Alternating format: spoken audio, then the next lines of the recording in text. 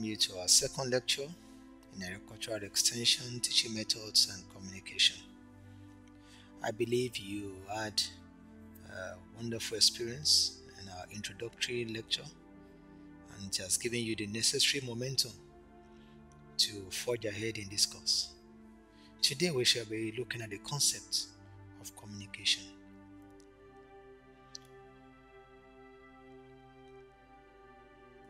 What is communication? You must understand that the English word communication evolved from the Latin language communis and communicare. These are two Latin words that are related to the word communication. Communis is a noun which means common, communality, or sharing, while communicare is a verb which means make something common. Sharing of ideas and information forms a large part of the extension agent's job.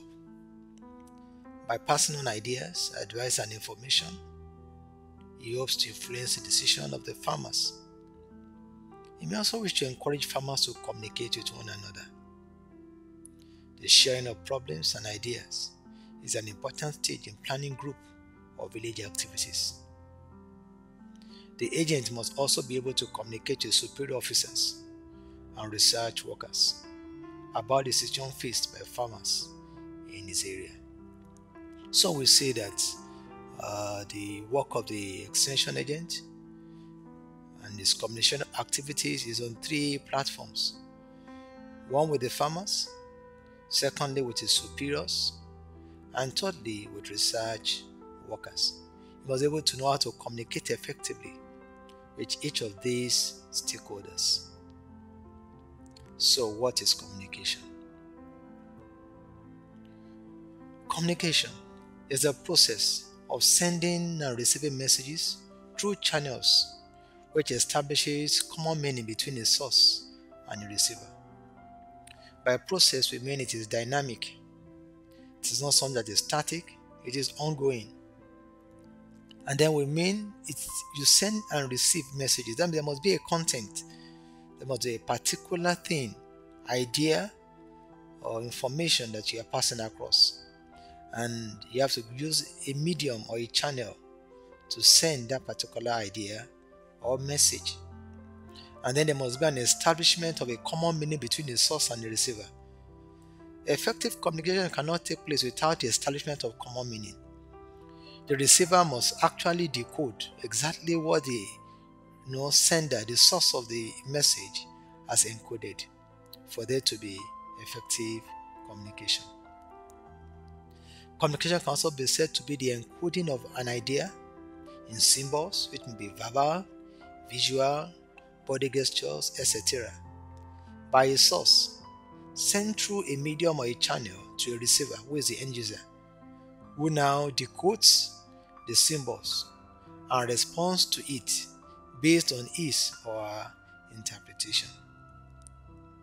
Communication is the exchanging of information in the form of messages, symbols, thoughts, signs, and opinions.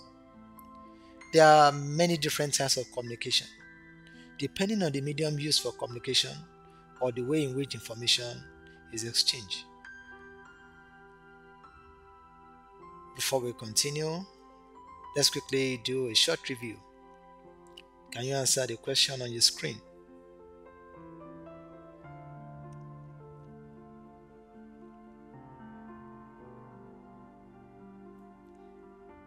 And the second question,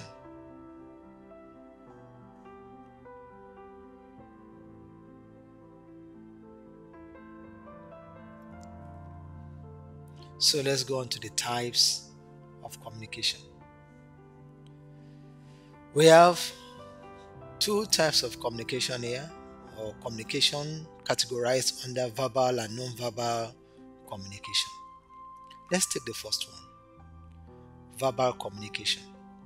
This has to do with what you say. And do you know that only 7% of our communication is verbal? That is the actual words that we speak.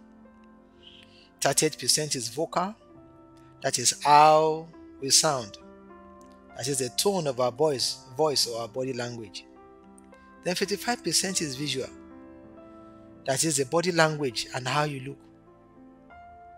How you say something has more impact than what you actually said. What you are not saying but communicating matters a lot even to farmers. That is to say, your dressing, your attitude, the way you respond, the way you speak, the tone of your voice, and the way you interact with them. All these are communicating something to the farmers. And it will be, something that will influence the acceptance of you and the information that you bring to them. So we have to watch not only the verbal communication, but our non-verbal communication. So, non-verbal communication.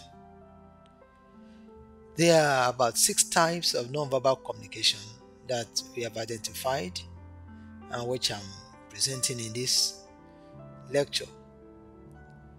The first one is a paralinguistic, while the second one is the kinesics.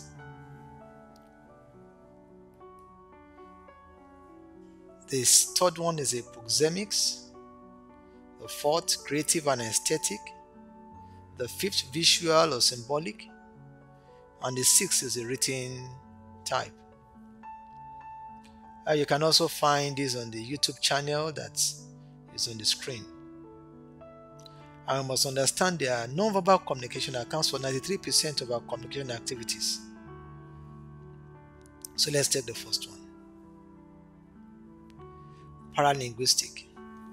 This is the use of the voice, loud or soft, with pauses or without it, to emphasize what is being said.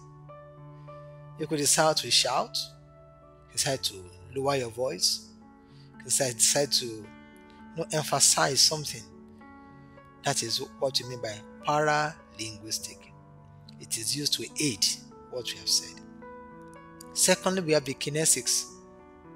This is the use of the body or facial expressions to give more importance to some verbal communication.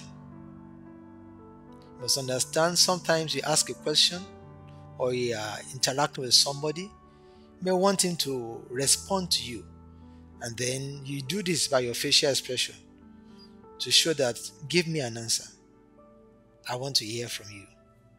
That is the use of body or facial expressions. Proxemics. This covers all messages sent via the use of space, as closeness, when they are either close to somebody or far apart from somebody. You must understand that closeness in communication or space in communication is very, very important. Sensitive matters that needs to be discussed should not be discussed from a far distance. Rather, you should sit close to such a person, discuss such kind of issue. Communicating even over the phone on sensitive matters is not actually too good. It's better for a face-to-face interaction rather than communicating from a distance. The next one has to do with the creative and aesthetic kind of communication, which includes singing, music, dancing, and sculpturing. This is to pass across feelings and emotions. This we know a lot. Singing is a very important aspect of communication. And what you may not be able to say in words, you can be bold to sing it in song. So this is also one aspect that we can use to pass across information to our farmers. The visual and the symbolic, that is what you see. Visual display of information like topography, photography, signs, symbols, and designs fall under this particular type of communication. Actually, there's a common adage that says, a picture is worth more than 1,000 words. The sixth one is a written communication. This has to do with putting down words on paper or other medium. It could be through email, the text message on your mobile phone, or in a bulletin. Whichever way it is done, it has to do with words. Having said that, you must, however, understand there are other categorizations of communication exist, depending on the way the information activity, the communication activity is carried out, as among other issues. For example, we have the formal and informal, we have the written and non-written, we have the participatory and non-participatory, technological and non-technological, mediated and non-mediated. We have the mass media, which has to do with, communicating with a large group of people, maybe in diverse places at a particular time. All these are categorizations of communication. But in this particular lecture, we have dealt actually with the verbal and the non-verbal. With this, we end our second lecture, and I hope you had an interesting time. Before you go, let's quickly do a short review. Individually, you will need to identify the keywords in the definition of communication. And secondly, you itemize the 6 subtypes of non-verbal communication and what they mean. You will do this for about 3 minutes. After that, you form groups of 5 or less than that, and then you discuss why non-verbal communication is important in agricultural extension activities. And you have to give 2 examples in your group of its importance in real life settings. On this note, I call it a day, and we'll meet next time.